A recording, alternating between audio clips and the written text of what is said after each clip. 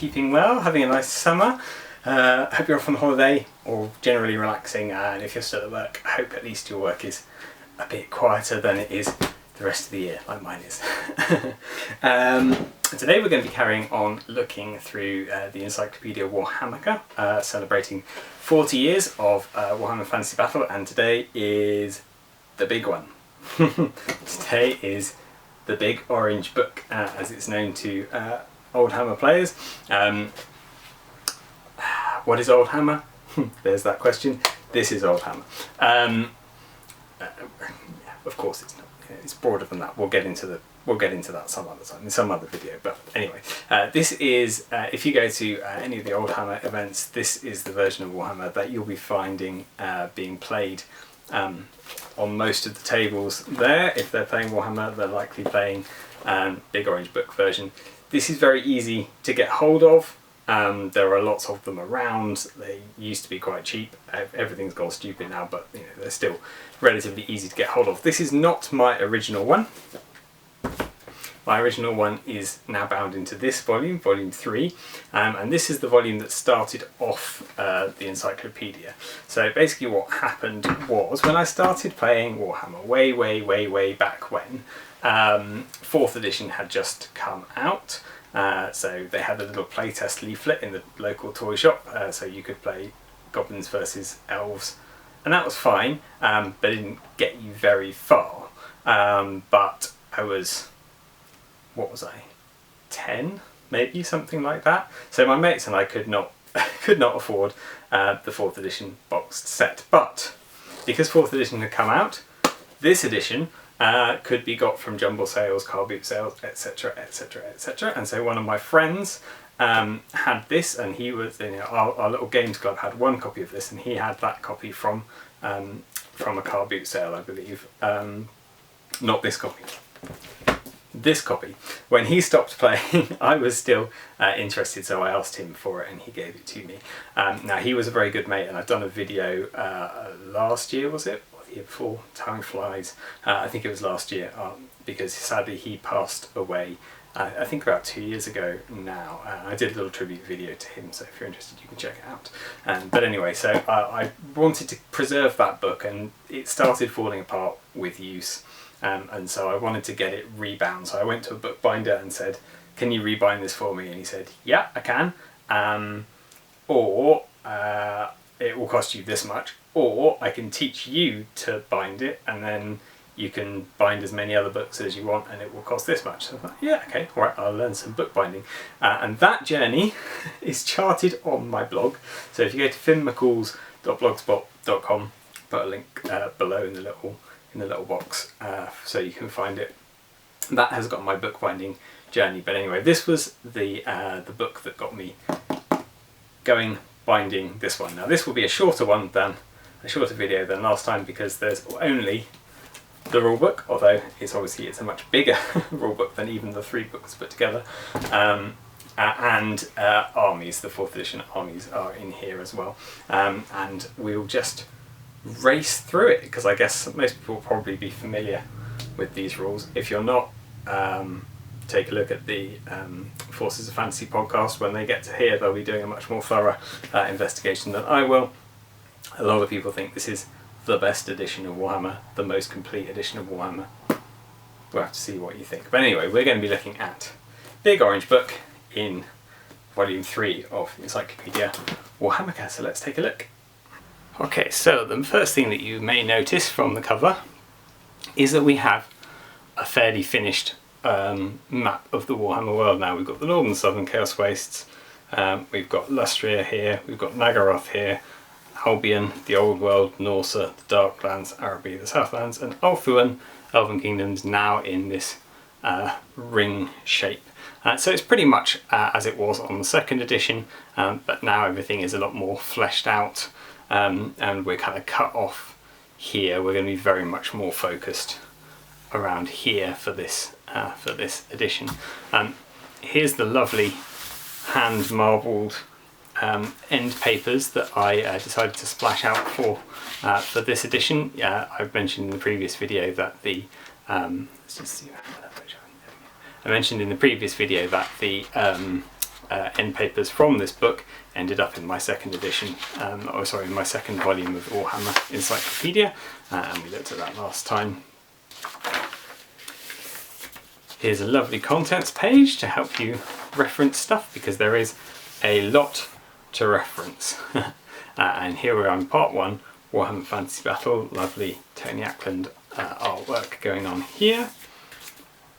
Collecting and painting your forces and the gaming setup. So here's an introduction, some nice black and white photos and some glorious colour photos. And this is what really makes this book for me, okay? Looking at all of these painted armies on these coloured tables, and a lot of them are just tables painted green now, you know, with basic polystyrene hills, but it gives such a feel for the era. You know, look at the attire of the Games Workshop staff here is majestic. It gives such a feel for what the battles could look like that all of the artwork in the previous editions can't really do. You don't get a sense of what a game actually looks like, what it feels like. That's what these photos do. There's a very quick guide here to painting your miniatures, which is nice to have that as the first thing. You know, you buy your miniatures, you paint your miniatures. This table, I want to do this table. This is the La Maison Tile table with a big river running through the middle of it, and Britain's trees and the townscapes, houses, and I still want to make this. And here's these one of these 54mm fighting fantasy models that we've been covering in the most recent White Dwarf look-throughs. And look at the banners, and this is what got me excited about Warhammer. Okay, even over you know, the pictures from 4th edition. These are just, there's so much detail, so much texture, so much going on in these pictures. They get me really excited. Anyway, so you've collected your models, you've painted your models, and here are some examples of more glorious painted models. Now you set up your battlefield. The mighty fortress. Gives you some suggestions for how to make a gaming table, how to make hills, how to make the scenery. And once you've done that, once you've collected and painted your models and made your scenery, now you can start learning to play the game. So you're getting the order right. Here's chapter 2, the basic game. Characteristic profile hasn't changed from 2nd edition. You've still got your full set of physical stats and leadership, intellect, cool, and willpower.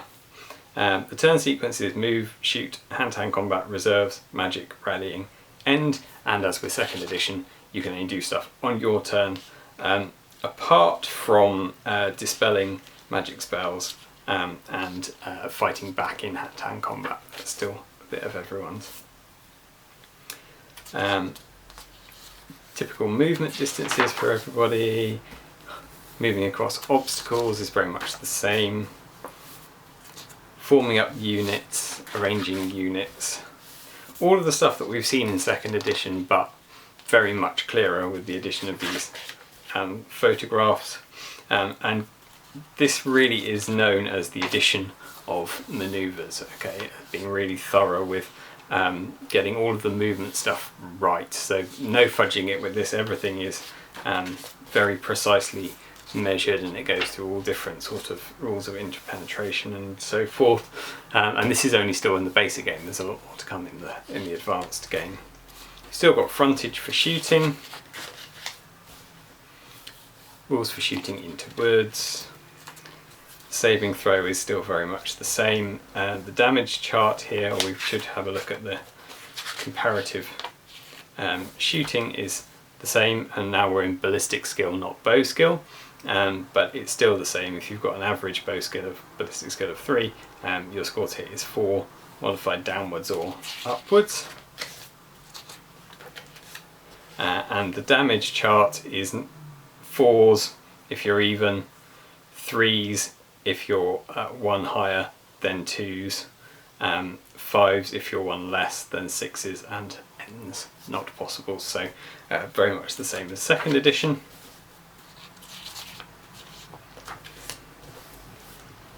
Charging, and a bit more elaboration on the charging rules. you've still got, this is interesting, you've still got fives to hit, fours if you're slightly better, then threes, then twos, and then sixes going upwards.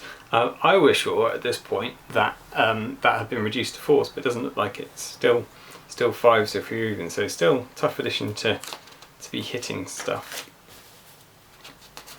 Casualty removal and combat results. So in this edition you get +1 to your combat result if you charged, +1 if you followed up, and +1 for each second or subsequent rank the formation had when the combat round began. So combat bonus based on ranks, but based on ranks when the round starts, not when the round finishes. So if you lose a rank, or lose some models from a rank during that round of combat, doesn't matter, it still counts for that round of combat. Still having pushbacks, still having follow-ups, still no automatic braking, but when you roll to rout,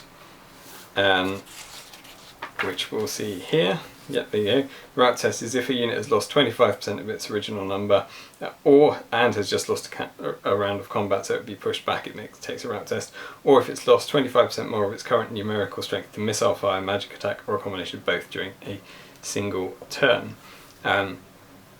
This is based on your leadership value, and character models, their leadership increases that, so it gives you a bonus if you've got a character model leading the unit. But no, yeah, other than that, no modifiers to your leadership, it's just a straight leadership test. People following up and people chasing down routers get free hacks still, so every turn that you lose a combat you're potentially taking additional points of damage. Apologies if you can hear the local steam engine trundling up the road, it's quite cool. It's quite noisy, but it's quite cool. It's out most weekends. And they can flee off the table and not come back, obviously. And then you have to take a leadership test if you want to not pursue. Still got reserve moves, so you can move up units that aren't in hand-to-hand combat, aren't routing or pursuing, aren't within 4 inches of any routing troops, which failed a manoeuvre test for a complex manoeuvre. Flying creatures can't do it, large or cumbersome creatures can't do it, and units which begin the reserve phase with any models positioned on difficult ground can't do reserve moves. Otherwise that, you're allowed within 4 inches again. And here's some basic psychology: frenzy, panic, stupidity, hatred. And leaders. Standard bearers. Add 1 to the number of wounds caused, so in that sense you get a rank bonus from having a standard, even though it's not necessarily called that. It basically gives you +1, and musicians make it easier to move around the table.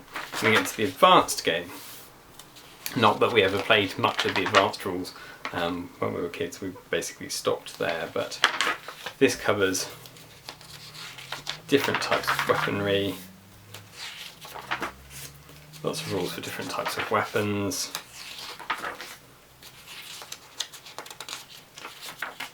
general points models for characters. So this is before there were army lists or army books, so you get a basic way of calculating the points for a character based on the points for a regular trooper, what characteristics get increased, and the basic points bonuses for doing that, and how to buy them, equipment and steeds and so forth.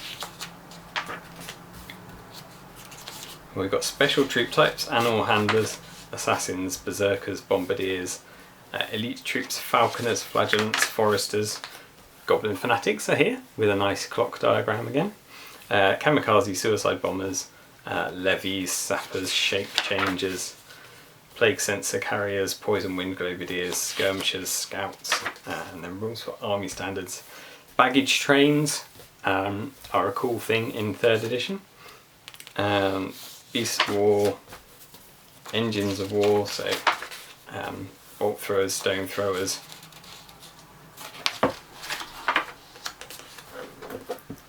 Cannons, organ guns, flame cannons, rocket launchers, fire throwers, warp fire throwers, sky rockets, basically chariots. Basically all of the stuff that you might ever want to feature in your armies, and not necessarily any of it restricted to particular types. And then sorry, we're on flyers now, but not necessarily restricted to particular creature types. There's that kind of open world thing where you can just take stuff, which is cool. Yep, here we've got levels again for flying, attacking building layers, flyers as targets, aerial shooting, combat against ground troops. Flying is complex in 3rd edition. It's something that I have avoided. Different special formations, so here's more rules for extra manoeuvring stuff. Pivoting pushbacks, multiple combats. Volunteer withdrawal from hand-to-hand combat, poisoned attacks. And all of this artwork, by the way, I love how they've just shoved as much coloured art as they possibly can in to make this glorious. I remember John Blanche saying that a lot of these pieces, like this Night Panther here, were just pieces from his portfolio. And, he'd been doing them for various bits and pieces or for fun projects, and they just all got thrown in to flesh out the world. And so many of these things, like that Night Panther, then went on to inspire future units. Rules for building and stuff, lots of rules for building and terrain features. And then we got on to magic, which is something else that I avoided and still do avoid in 3rd edition, where you've got random spell generation. And I'm not even sure that I could summarise now how magic works in 3rd edition. I'll leave that to somebody else to do, but you've got battle magic spells, and you've got demonic spells, and you've got elemental spells,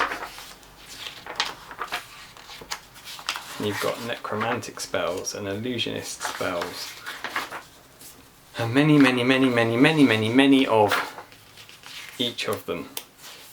Magic items. I did a page in one of my favourite John Blanche pieces. That's because this was a book. The reason that it fell apart, I'm going to diverge here, the reason that this fell apart is because this is a book that is not sewn.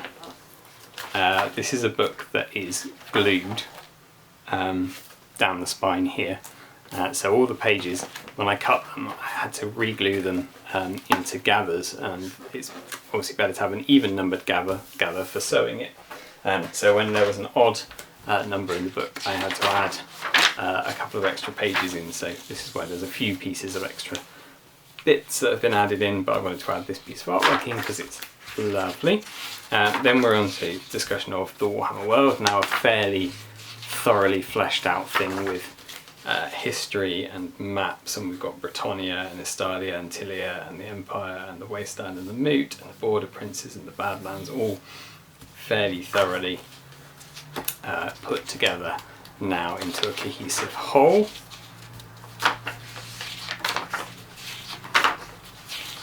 And the bestiary takes that into account as well.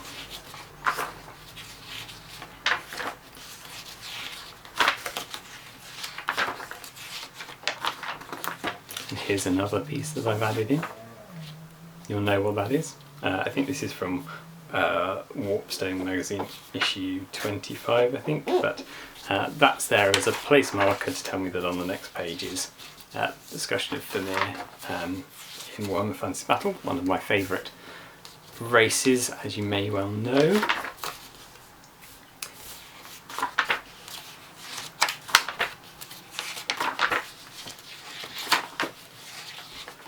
Lots and lots and lots and lots and lots of creature types, including Zoats as well. Giants are here. Just giants this time. just giants, no lesser giants or other types that we had. These are just giants. Minotaurs, ogres, treemen. Treemen are particularly potent in this edition, I seem to remember. Some animals, some beasts, dragons of various types. Bats, frogs, rats, snails, mammoths. A whole host of things before you even get to the undead.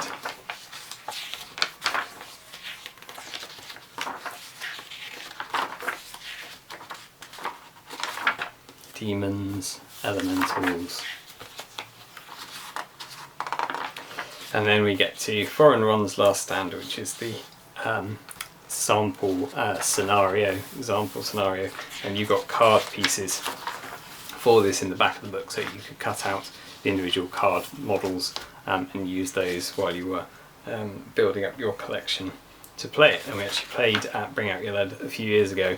We played this scenario, though I made a few changes to it because it's very hard for the elves to do anything in this scenario. They're horrifically outnumbered and they usually get mullered, so I gave them a chance to escape and to have victory by escape rather than just having to kill all the goblins.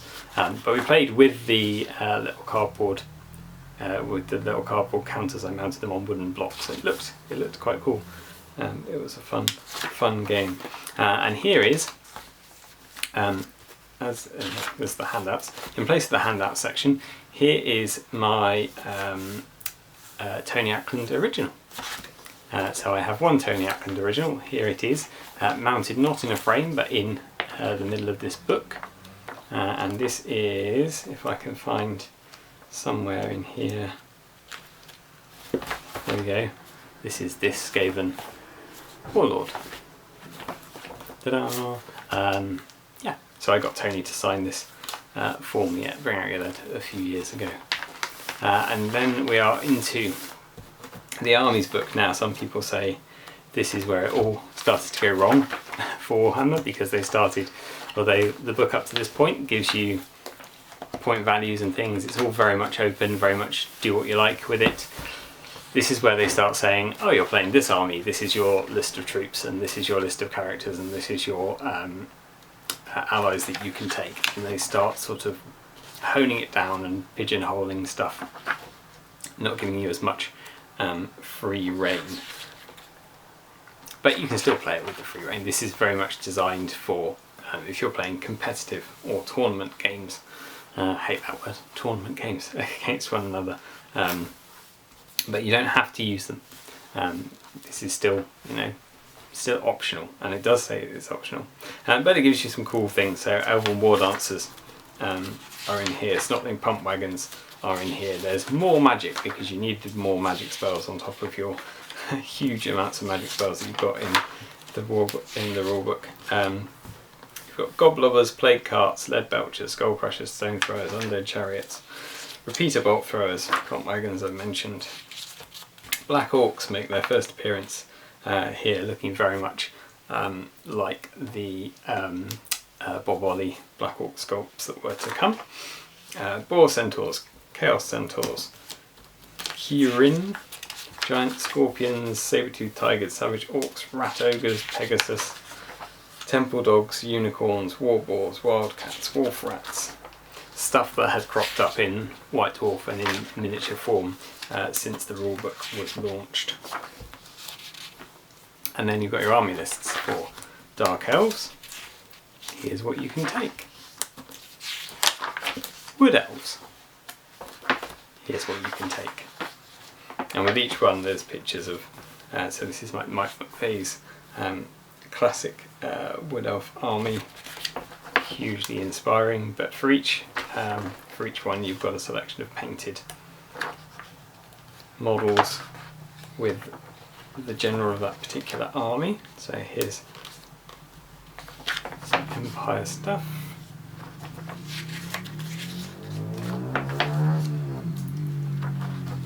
Here's Dave Andrews with his Bretonnian army.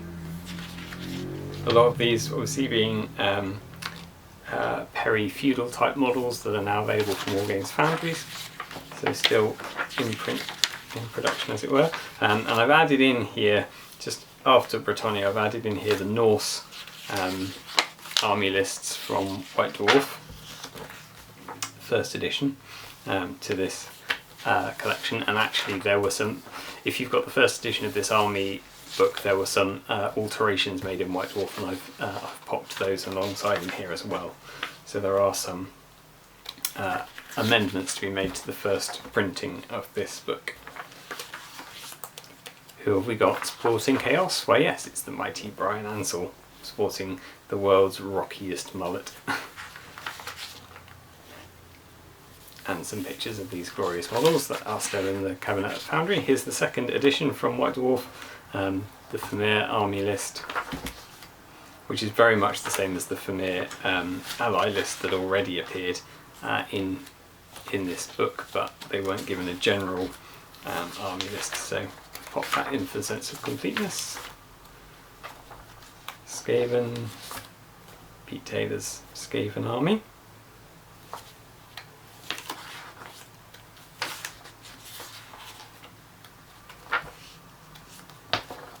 Love these pages of banners as well. Definitely gonna have to paint some of these for my goblins.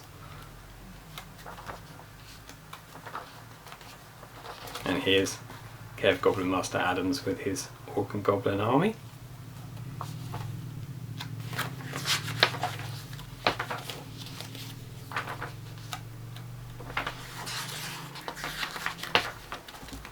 Dwarves. Slam. Yes, you can take Slam as an army in 3rd edition. Undead. And then here's your potential allies, allied contingents, which are just cut down versions of the main army list, slightly more restrictive.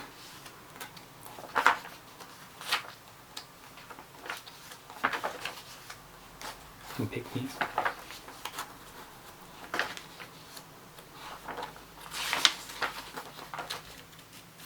And zoats. And giants. And ogres. Hobgoblins. Nippon orcs. So it's very clear from this book where they were focusing their attention, i.e. on the old world. But you've still got some of these, like the Hobgoblin and the Nippon contingents that you can field as allies to your old worlders, even though they don't get their own specific army list. I don't know if that was based on popularity or just on a decision to be very old world, sort of Eurocentric focused. And then this is a Slan mercenary list that again appeared in White Dwarf rather than in the main one. And here are some reference pages, just summarise the core rules so that you don't have to go wading through the whole thing to find them. And there we go, I've got my reference sheet as always on the back here. So there is 3rd edition, the classic edition, Warhammer Fantasy Battle. I hope you enjoyed that very quick flick through. We'll be doing another one very shortly, and we've got more White Dwarf reviews and other things as well, so hit that like button, hit that subscribe button, hit the notifications button, leave us a comment if there's anything that you disagree with or that you agree with or that you think I missed saying about 3rd edition. I'm sure I missed loads because limited by time, but there's plenty more to be said, and hopefully if you're going to bring out your lead in just over a week's time, I hope to see you there. Do stop by and say hi. I probably won't be playing 3rd edition because I find at these things I prefer to just wander around and take a look at what's happening and enjoy watching other people play rather than playing myself, but you know, I might be tempted to again. Anyway, that's all I have to say for now. Have a nice week, take care, and I shall see you next time.